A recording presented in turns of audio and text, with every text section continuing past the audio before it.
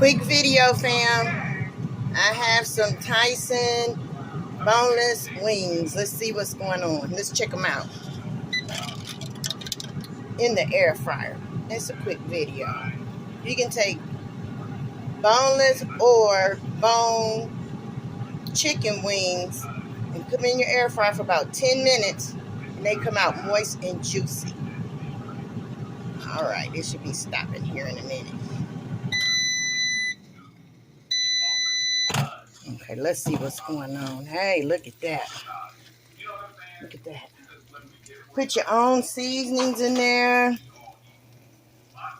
Look at that.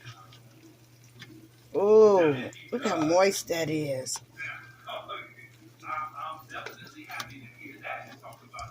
That was 10 minutes, fam. You put your own seasonings, and that's it.